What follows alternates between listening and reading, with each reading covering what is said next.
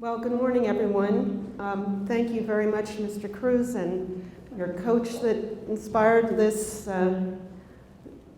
event today, and the work that some of you have already done getting to know Wells. It's always an honor and a privilege for me to come out to schools and meet with you wonderful people and talk with you a little bit about our son and some of the lessons that we can learn from his example. Let me tell you a little bit about Wells as a person. He was a lot like you. Normal kid, loved sports. He was really a dedicated student, but it was hard work for him. He was on the high honor roll at Nyack High School for all of his 4 years there, but he had to work hard for that. He loved ice hockey. He loved lacrosse, as you can see here. He would get up early to go play ice hockey on traveling teams. And that's 5 o'clock in the morning early on a Saturday or Sunday morning to go off when they had ice time. He also, from a very early age, had a tremendous work ethic. And as soon as he could get working papers, he went and got a job because he wanted to be earning money. He also went out and shoveled neighbors' driveways with the snow, raked leaves, just generally all-around helpful young boy. And these qualities carried with him through his life. My husband was a member of Empire Hook and Ladder Company, so Wells followed in his footsteps there.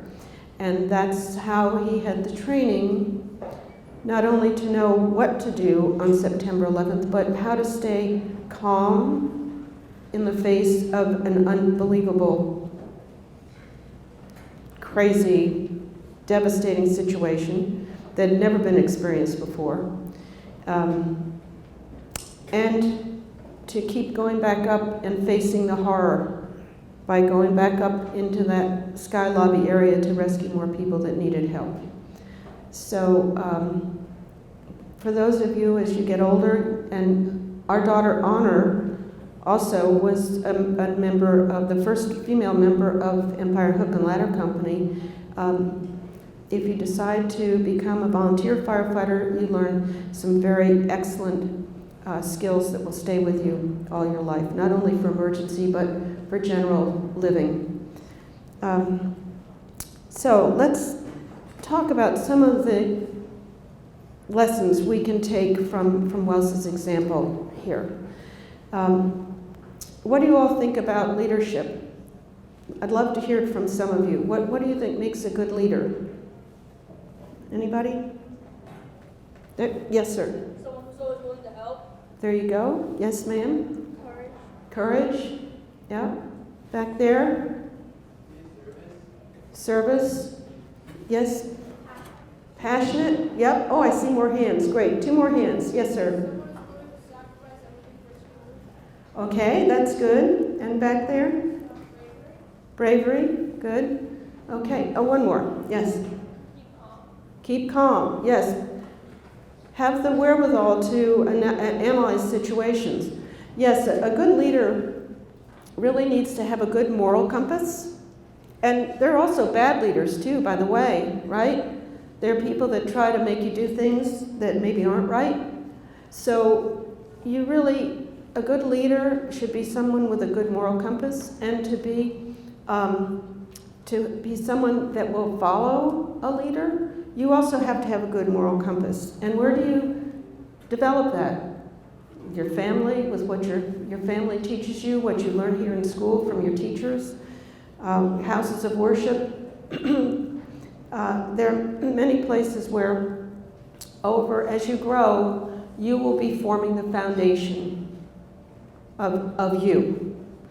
There are other qualities, too, of leadership. I think you need to be able to have a clear picture and understanding of your objective, what you're trying to achieve as a leader.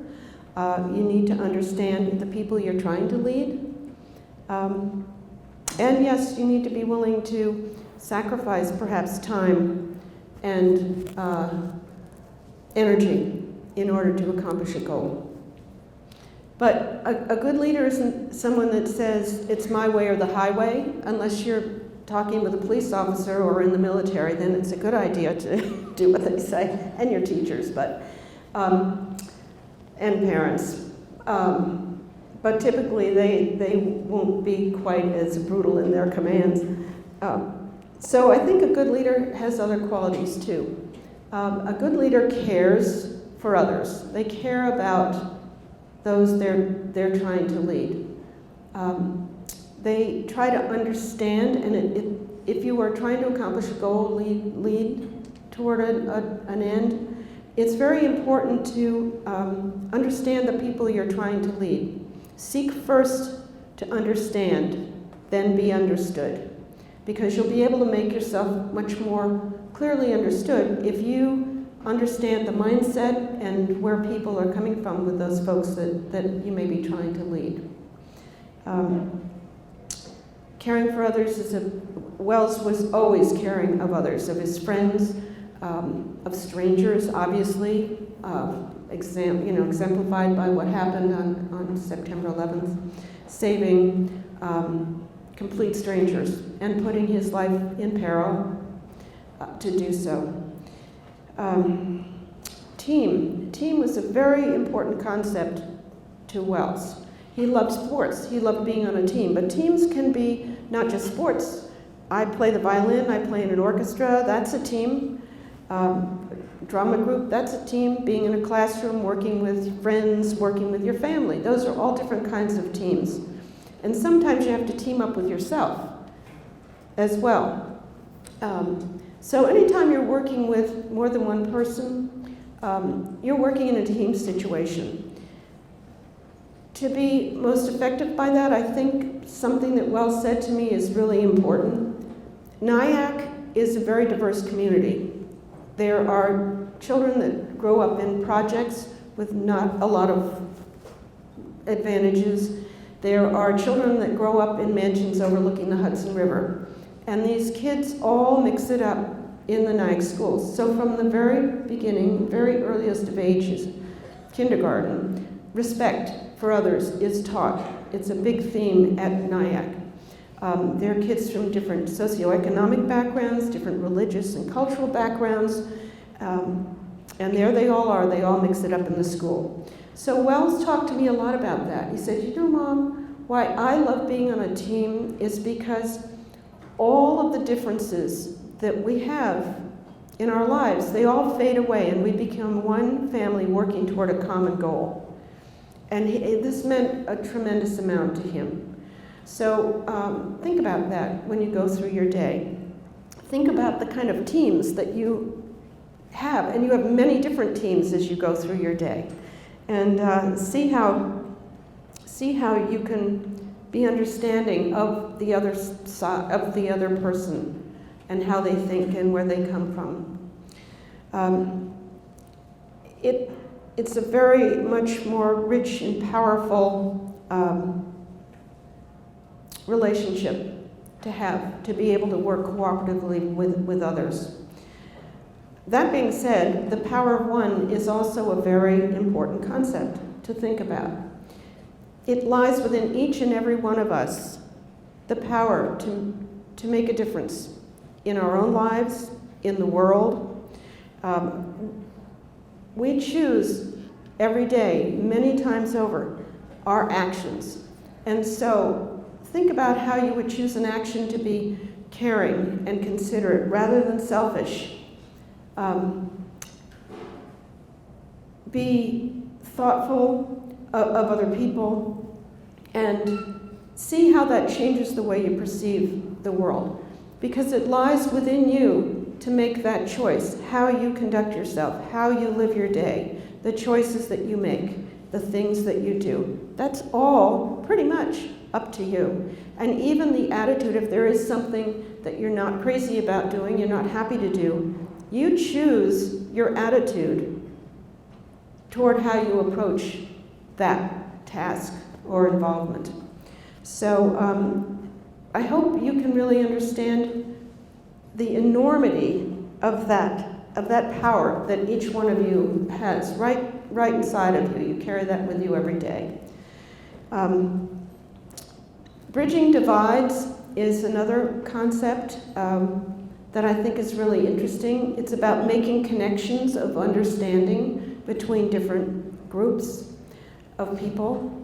I had the opportunity to travel to Amman, Jordan a couple of years ago. I was invited there because of the Red Bandana Project curriculum that we developed. Mrs. Levine is here today. She's a teacher here, and she was our lead writer for the middle school curriculum, where we teach these lessons I'm talking about today.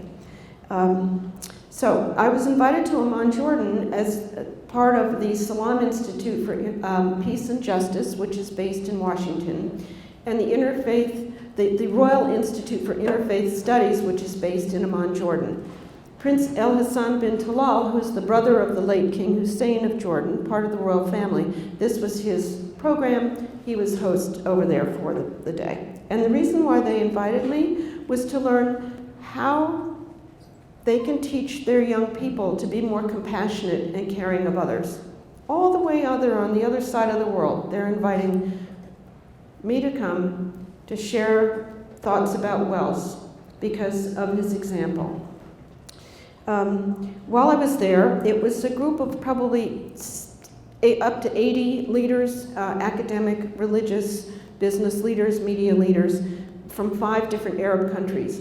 And the overriding message from these people was that the Islamic terrorists that brought 9/11 to our shores it's not anything that they condone. It's not part of the thinking, it's not part of their religion, and they basically condemned the terrorists as criminals and sociopaths. So that, for me to hear, was a great big bridge for me of understanding that I hadn't heard really before after all those years. It was very important, and so that was a beautiful day for me to hear these intelligent, well-educated people that are as fearful of the Islamic terrorists as we are, as concerned about them as we are, and the effect on their communities, on their countries. So again, seek first to understand and then be understood. That bridge makes so many more things happen in a positive way. Forgiveness, let's talk about that a little bit. The Fetzer Institute, based in Kalamazoo, Michigan, is the organization who funded our work for the Red Bandana Project. And their mission is to study how love and forgiveness can work in the world. So I had to address that. And my lead writers said, Karen will tell you, that they couldn't write anything until I did. And I said, well, we just may not have a lesson on forgiveness because I don't know how I could possibly forgive the terrorists for what they did. So it took me a year. It took a trip to Assisi, Italy, hosted by the Fetzer Institute, meeting 500 people that had come from all over the world who'd faced issues and developed their area of specialty around the theme of love and forgiveness to really be able to deal with this. And I've come this far. I will never be able to forgive the action of the terrorists. Just can't. But what this experience did for me is it drew a line in the sand, and I understood also after hearing many, many stories of horror that happened to others and how they were able to forgive, that most things in this world can and should be forgiven. So what happens if something happens, you don't forgive someone, you harbor resentment, anger, envy, whatever negative feelings, those negative energies, they hurt you. They don't do anything to the person who supposedly wronged you or the situation that wronged you, but it hurts you. And so the portion of forgiveness I think that's really important is to understand that when something bad happens to you, it's important to be able to release the control of the negativity that event might happen to have over you. Release that control and face it full on and work in a positive way to make something good happen from the negative event. I'm going to circle around back to that thinking in a couple of minutes. Anyway, because we have a lot to talk about today. Carpe diem is another wonderful concept. Who knows what carpe diem means? Yes, ma'am. That's it. Seize the day. It's a very ancient term. It's from the time of the Romans, thousands of years ago. It was a battle cry to take advantage of the moment. But we use it today in a happily more positive way, which is take action when you can. Take your moment. None of us chose to be here on the planet at this time and place. Okay? Life brought us here. This is our moment. This is our time for all the good that's happening, for all the bad that's happening. It's what we've got. So it's up to us to make our world what we want it to be, to make change, to bring change, to make it a better place. The power of inside of you to be able to make those differences is really enormous. And I want to kind of bring from the 9/11 tragedy, bring it to where you're all seeing this more today, which is the terrible shootings going on in these schools. It is something that we couldn't even conceive of. Well, we couldn't conceive of 9/11 happening. We certainly couldn't conceive of what's been going on in some of these schools with some of these very troubled children that make this happen. It's important to rise above any fear, because if you let fear control your actions, then the bad guys win. And I spoke last fall in Pleasantville, New York, where I used those words. I said those words. And this morning on the news, I heard a young girl from Pleasantville High School use those exact words. They've started a movement. They're part of a movement, a student movement, to call for change in the gun laws. And down in the school where this actually happened in Florida, the kids are pulling together in a very positive way. I was so happy to hear that, to work to bring change, to work to bring good in the face of this terrible thing that happened. And the movement's called Never Again. And I think it's going to really take over in this country with all you young people. That's carpe diem. That's seizing their moment. That's taking this terrible thing that happened and working to change the world. And they're doing it. Now, we hear a lot of talk about the National Rifle Association, the NRA, and how powerful they are and how terrible they are because of trying to prevent any change in the gun laws. There should be change in the gun laws. Nobody needs assault weapons. Nobody needs to have this kind of weaponry easily purchased without background checks and serious, deep background checks.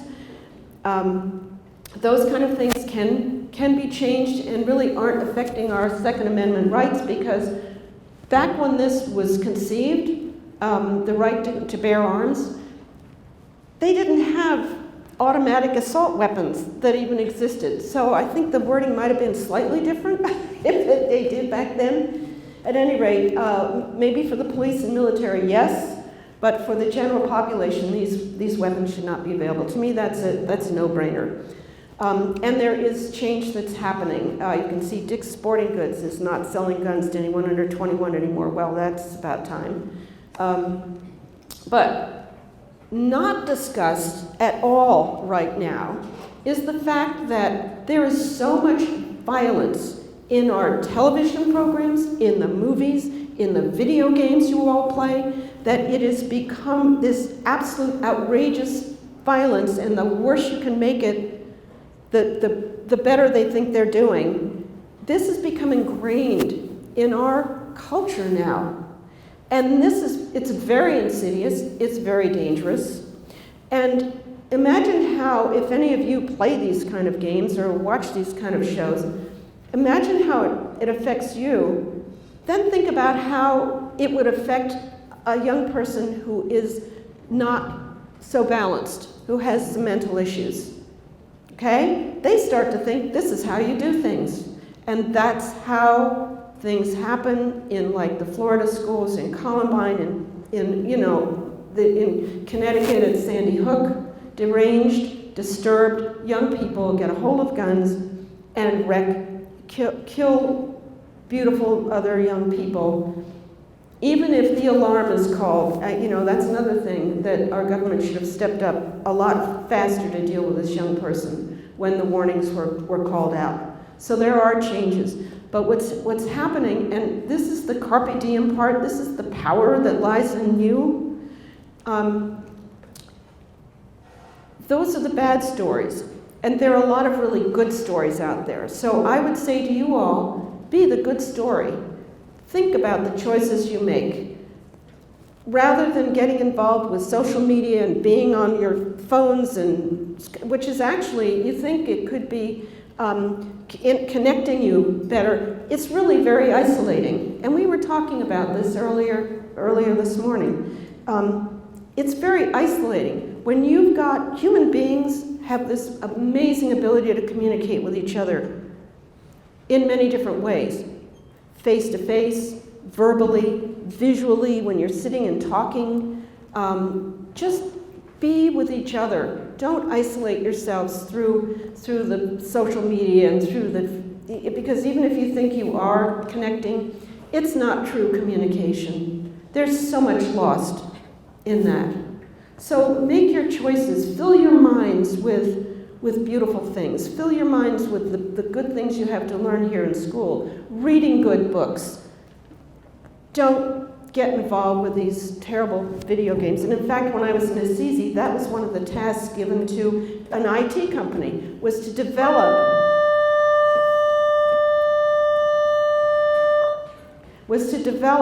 a program to bring social good and get away from the violent games. And they did. They developed a really interesting thing to help Palestinians and Israelis understand each other. It's a matter of choice. We can do anything. So choose to do the good thing. Choose to make the difference. You all are the consumers. These people making the video games, the toys, the TV shows, the whatever, the movies, you all are the consumers. And if you tell them, this is not what we want to see, you can see it happening now with what the kids speaking out are doing in these schools. They're making a difference.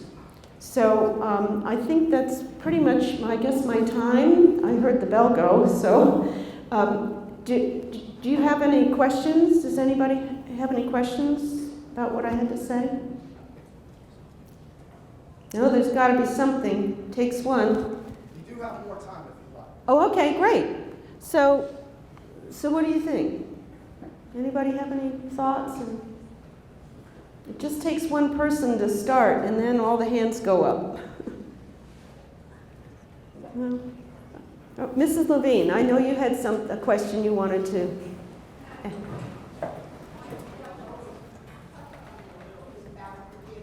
Mm-hmm.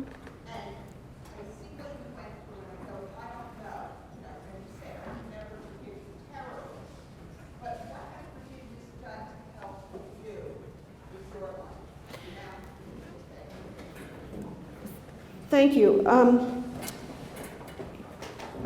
That's a really good question. What has forgiveness done for me in my life? Well, first of all, in the very beginning, it wasn't so much about forgiveness, but in the very beginning days, I realized that I had to turn outward. We had to work as a family to bring good into the world, or the bad guys would win. If they scared us into just turning inward and disappearing, and the bad guys would win. So we weren't about to let that happen. It also,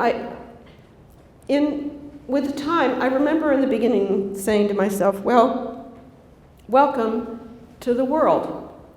Because there are atrocities going on, have always been atrocities going on this planet. Why human beings have this capability of being so terrible to one another when they could be so good to one another is really beyond me. And so I just felt I was now experiencing part of the human experience that I'd never ever thought I would, and yet there are other people going through this all the time. Look what's happening in Syria. Look at ethnic cleansing that goes on around the world. Look at the Holocaust, and Mrs. Levine is an expert on that. I mean, you have to release yourself from negative factors making you feel helpless. Do not feel helpless. Remember, you will always be able to do something. And I think that's what the forgiveness part for me was. It was empowering to let go fear, let go. I guess there was some anger there somewhere. The terrorists were just doing what they thought was their job, but it was so inhumane and so misguided. So I think the forgiveness part for me was just not getting hung up in the negative forces and just trying to work for positive good. And so here I am. And the reason why somebody asked me, one question was, why do I do this? Why do I go out to schools? Why do we have the red bandana curriculum? Why? It's because of you all. Because I was invited to schools a long time ago, 2003, 2004, it began more in earnest. And when this documentary came out, it really went around the world, and then I started traveling even more and speaking. And when I encounter all over this country and the world, when I encounter young people, I see your faces, I see the promise, I see the potential to really make a difference. So if you want to really learn something more, there are a couple of books that have come out. Tom Rinaldi, who, there's a whole spiritual side to this that I won't go into, but Tom Rinaldi does in his book, he wrote the commentary for this ESPN documentary. He's written this beautiful book, very comprehensive, called The Red Bandana. And now he's just come out with a young reader version, which is a quicker read. They're both pretty quick reads, but this is a simpler reader for younger readers. And our daughter, Honor Fagan, who is very close to her brother, when this happened, she was actually at St. John's Law School on a $20,000 a year presidential scholarship. And she had to give it up because she couldn't continue on in law. But she did marry a wonderful man. She has 4 beautiful children, and now she's going back for her master's degree in guidance counseling. So she's landed on her feet beautifully, and so did our other daughter. Meanwhile, Honor wrote this book to tell her young children about Wells, about her brother. And it's illustrated by my husband's brother, John Crowther, who's a wonderful artist. The 9/11 Museum has a program called Student Ambassadors, and they teach these young people from all the different boroughs all the history and the details involved with 9/11. And on September 11th, they go out to their local schools to teach. And what many of them are doing is going into the elementary schools with this book and a red bandana, and that's how they're introducing the young elementary school children to 9/11. So there are a lot of different ways to get this message out, and I just hope that you all, look at your current situation with what's going on now, hopefully not in your school, but in schools around, and talk about it and see what you can maybe do in terms of your actions towards others. Maybe Be more caring. Sit down with somebody who's by themselves at the lunch table. Bring them into your group. Don't let people feel isolated. Stay away from drugs. That's another one. Wells was a varsity athletes against substance abuse. He used to go into the younger schools and talk to the kids about the dangers of drugs and excessive alcohol at a young age. Drugs, I was in narcotic drug research for 7 years when I was first out of college before our son came along. And over and over I would hear these drug addicts who were under medication and trying to, get their lives back in order, saying, oh, we thought we could always be stronger than the drugs, and it isn't true. Stay away from drugs. That's causing a whole lot of problems with violence in this country now as well. And don't listen to people who say, oh, it's nothing, you can just do it, you'll have fun, you'll be cool. Walk away. This is not a joke. And if it doesn't kill you, it will ruin your life. So that's another thing I thought I'd toss out at you today. So anyway, I'm still here for a question. We have time. Oh, good. Okay, hand. Yes, sir. I'm sorry, what? Wells was 24 years old, which may sound really old to you all, but by the time you get to that, you'll see how young it really is. Yes, in the back. So when you said that the sporting goods is taking away assault rifles in stores, Walmart doing the same, do you think that since the government isn't doing anything that these smaller stores I'm sorry, can you stand up and really shout that out? I only got part of it.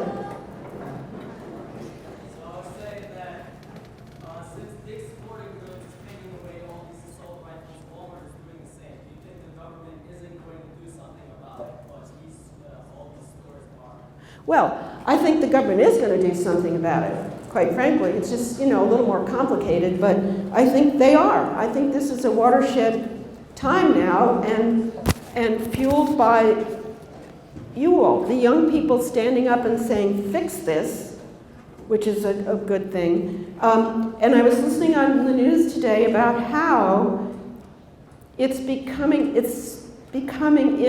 interesting force that actually businesses have the power to make change too. So I think that they're choosing a policy and standing by it, and we'll see what kind of momentum this builds. Hopefully, coming from many different areas, the momentum will be very strong. And even I heard today in the news that President Trump is now saying things that are in opposition to what NRA would wish.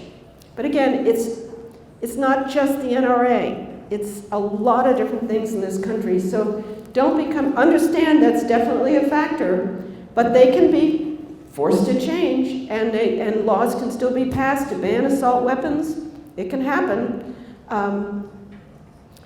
But there's more to it than that for our society. So think about that. Yes, ma'am. I know that 9/11 was 17 years ago, but for you it probably seems like it was yesterday. It does. When you were reading that magazine and you found the section about the red bandana, what was your first reaction? Well, this is a great question. When I was reading the New York Times, what was my reaction when I read that section? I, from the very beginning, was looking at everything, all the videos, all the news footage. Something was driving me to keep looking for Wells. And I just had this sense that if I kept looking, someday I would see something. And so that article came out the following Memorial Weekend, 2002. Wells had been recovered by then, and he didn't show signs of, he had some injuries, but not catastrophic like burns or anything. And he was recovered with the incident commander and men of the FDNY. So we knew he had to have been in the area of the Sky Lobby because of phone calls that his roommates were reporting. He was still in his office a little before 9 o'clock. So he had to be passing through that Sky Lobby in order to take express elevators down. They were going over, actually he and another young man who was also a volunteer firefighter, were going over to help at the North Tower, which was the first tower to be hit. That was what their mission was. So he just happened to be in that area when the plane hit his own tower, but he was able to get down. So that helped me understand where he had to have been. So when I read this, the article was, a big book's been written about it also, by the way, but there were different titles to each segment. So when I saw 78th Floor Sky Lobby, I said, oh, if I'm ever going to see anything about Wells, it's got to be here. You know, just deductive reasoning. So I sat down not expecting really to find anything, because it had been so long, but sure enough, there it was. And as soon as I saw that red bandana, I just knew it was Wells, because he always had it with him. He had it with him 2 days earlier when we were out to dinner. He wrapped it around his wallet and his comb in his back pocket. And I said to him then, he pulled it out to do something, I don't know, comb his hair, check his wallet, whatever. And I looked at him as we're walking across the street to go to the restaurant. I said, Wells, are you still carrying that thing? You're just like your father. And so he just really loved it, but it was really a part of him. And there's a segment in the book here, which is so cool, that Tom Rinaldi, they interviewed so many different people that knew Wells at San O'Neill, at his company and school and NIAC, Boston College. One woman said Wells used to have his red bandana on his desk at work. He just would keep it on his desk, and one day, and he used to be teased about it apparently. Wells was teased a lot. By the way, he was very small for his age when he was your age, middle school. At graduation, he was about here and all his friends were up here. He grew later once, you know, he was in college. So he suffered a lot of teasing and bullying, which we didn't even know about, because he never talked about it. But it made him very understanding and sensitive to other people, because he experienced what kids who were bullied were going through. Anyway, be that as it may, this gal said she went up to Wells one day at San O'Neill and said, Wells, why do you have that bandana? What do you do? What do you do with that? Why do you have? And he lifted it up and he said to her, with this bandana, I'm going to change the world. And so here he is, changing the world, right? It's what he's doing. So, yes, ma'am. How long have you been going around and talking to schools? How long? Since about 2003, I think I had my first invitation to go out. I'm going down to Miami, Florida in 2 weeks to go speak at a Jesuit, 1,500 students at a Jesuit middle school, high school down there. Then I'm going to speak at Boston College, and I just was at Mendham and West Morris. I travel around a lot. Yes? Do you know exactly how many places you visited to talk about so far? Oh, I don't. A lot. I've been out to Nebraska. I've been to 5 cities in North Carolina, talking to schools there and a Boys and Girls Club. A lot. It's been wonderful. Yeah. Oh. Mm-hmm. Go ahead. No. It was, everything was blown. There was such a force when the towers came down, it pancaked and created like a big bellows and blew everything out. So actually Wells and the men of the FDNY were not found in the lobby area of the South Tower. They were blown out, and their flight was stopped by the wall of 4 World Trade. That was the power of that. So things just got blown away. But we did have bandanas in his drawer and left over, and one of them we gave to the 9/11 Museum, so it's there now. Yes? How can we help? How can you help?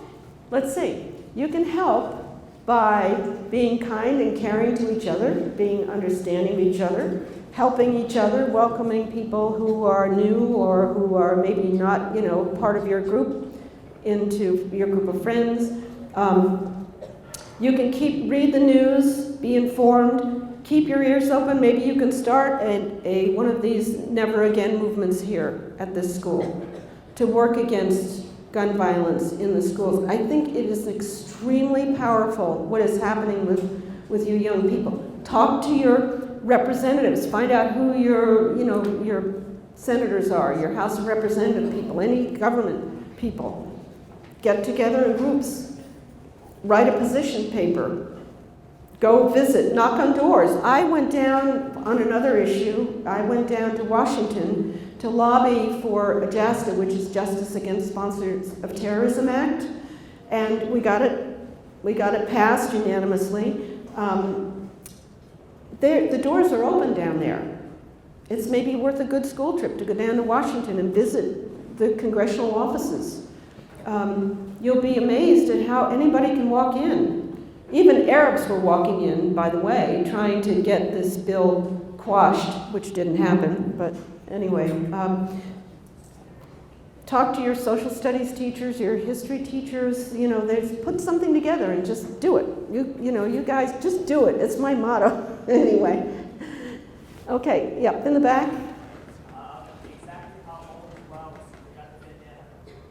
He was about, I don't know exactly, I think he was getting ready for church, so he was probably 7 or 8 maybe.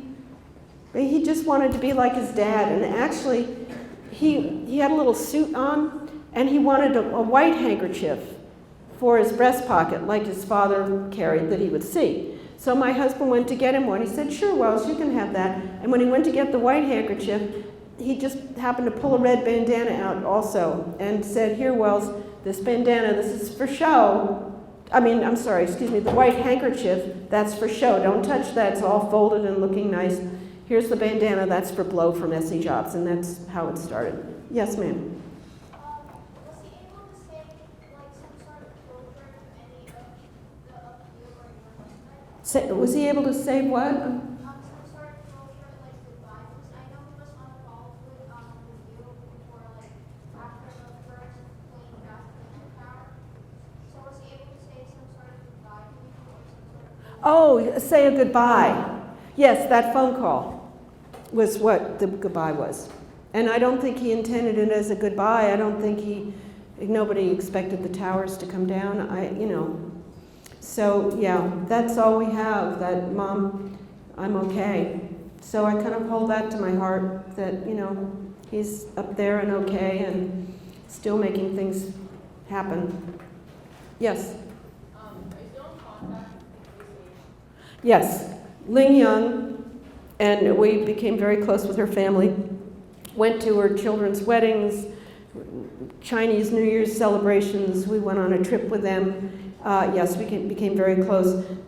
Judy Ween was much different personality, and she really was more regressed. She didn't go back. She has still, I don't think, stepped foot on Manhattan.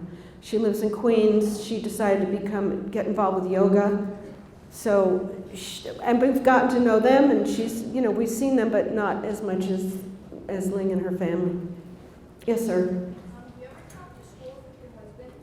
Yes, I do. We've gone and spoken, but my husband works full-time, and so it's not as easy for him to get out. But yes, we have. We spoke together at Franklin Lakes. Actually, they have a program called Living Lessons, and we were keynote speakers there probably about 5 years ago now.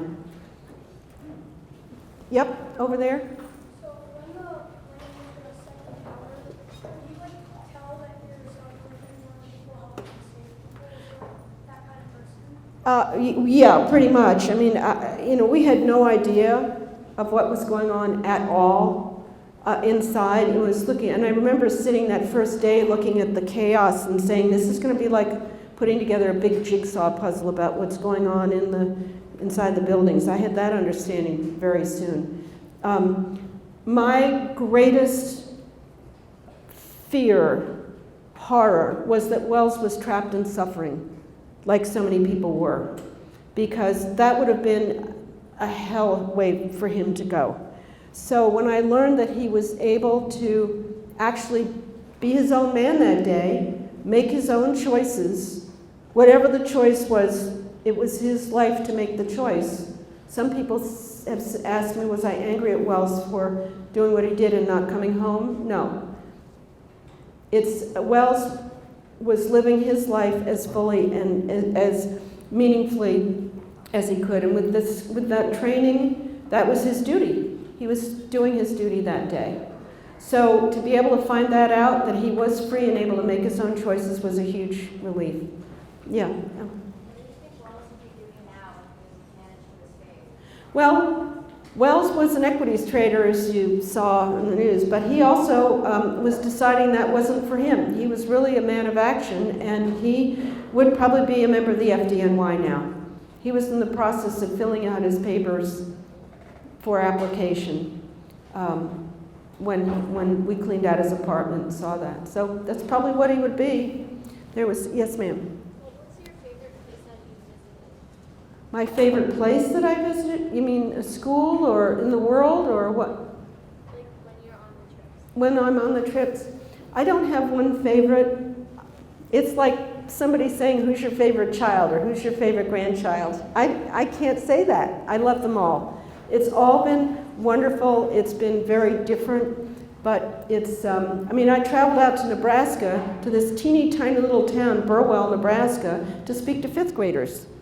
And there they were, no, but they had really no connection whatsoever, even geographically, to what went on.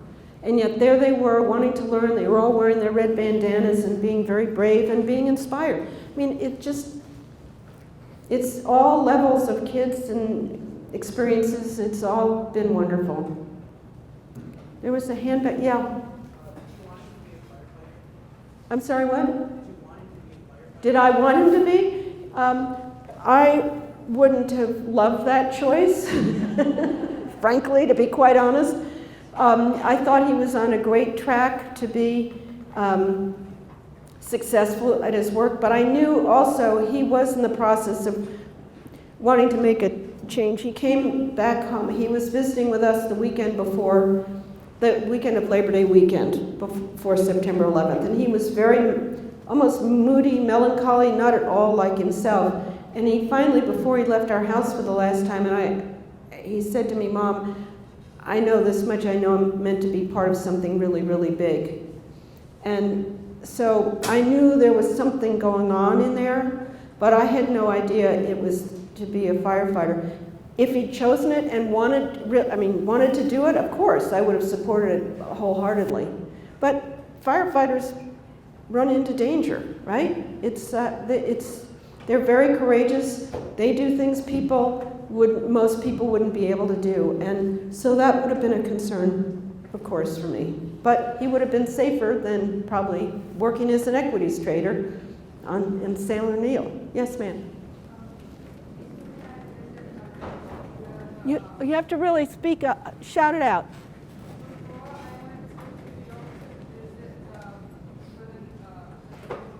Uh-huh.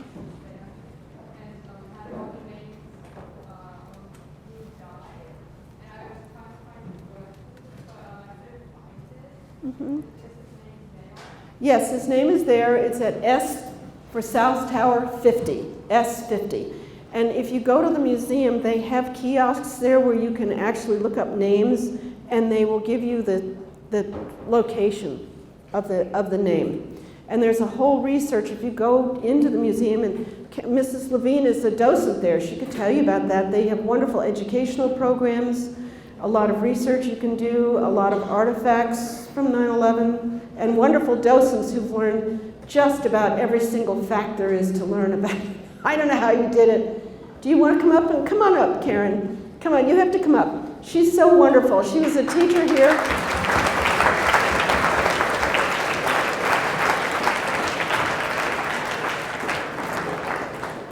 I got to know the most wonderful people in doing this Red Bandana project. Karen wrote the curriculum for the middle school. Another friend, Vernoy Paolini, who might have been here today, but she's a bit of an injury with her leg. So here we go. Karen, why don't you say a few words? I'll speak a little about the museum. The museum, as Mrs. Crowther said, has wonderful, wonderful artifacts, including a red bandana in the historical exhibit, and many of the large artifacts that tell you about that day and what happened that day and where. Wells's name is on the outside parapets.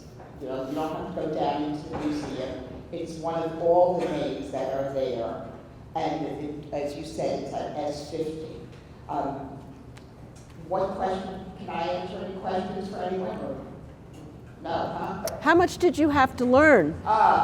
we start to be a docent at the museum. The museum opened in May of 2014. In January of 2014, we had to start taking classes once a week for about 4 hours a day on this. At the end of it, we had to have 2 types of examinations.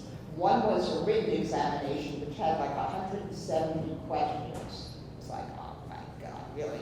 And the other thing that we had to do is we had to give oral talks about certain artifacts. So you had to stand up there. How many of you love standing up in front of a group and speaking? You do have Oh, good. Hey, right.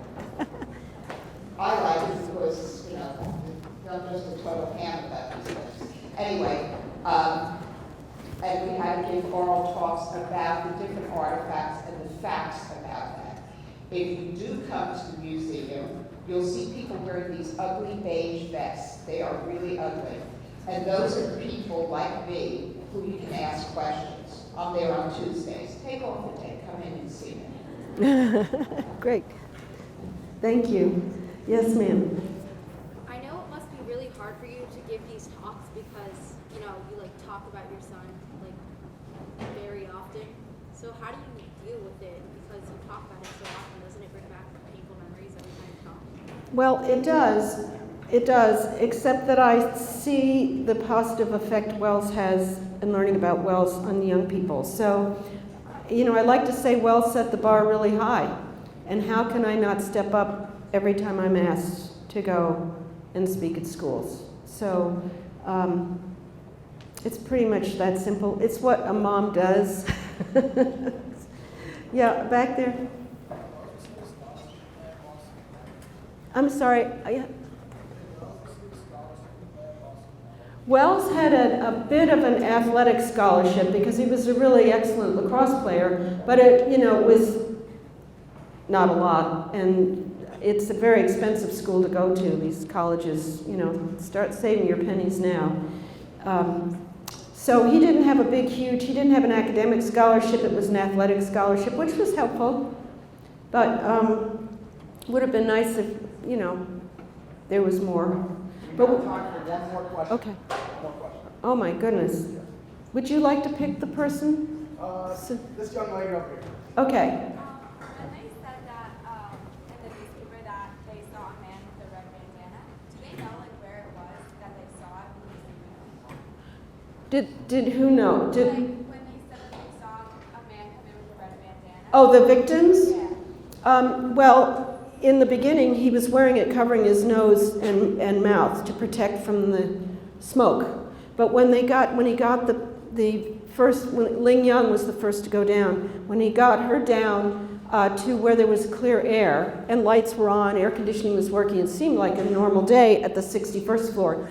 That's where he pulled the bandana down off of his face, and she was able to actually see his face. And she said, do I have, because Wells asked her if she could carry a fire extinguisher down with her, because he put a woman over his shoulder and carried her down from the 78th floor down to the 61st. So Ling, who was burned over 40% of her body, said, can I, and has gone through like 40 surgeries. She's had a terrible go from this. At any rate, she said, can I put down the extinguisher now? And Wells said, yes, you can. And I have to go back upstairs, there are more people. And that's where he found Judy Ween and the people she was with. And Judy and Ling actually put that time frame together before they called me to confirm, yes, this was Wells. Because Judy remembered seeing a fire extinguisher in the hall, and what a strange place. So, and Wells again had the bandana on his face. So thank you all very much. Good luck with everything. Get out there.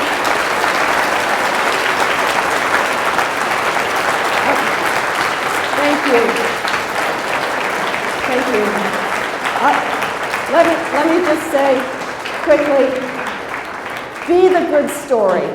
Be the difference, be the change. You can do it.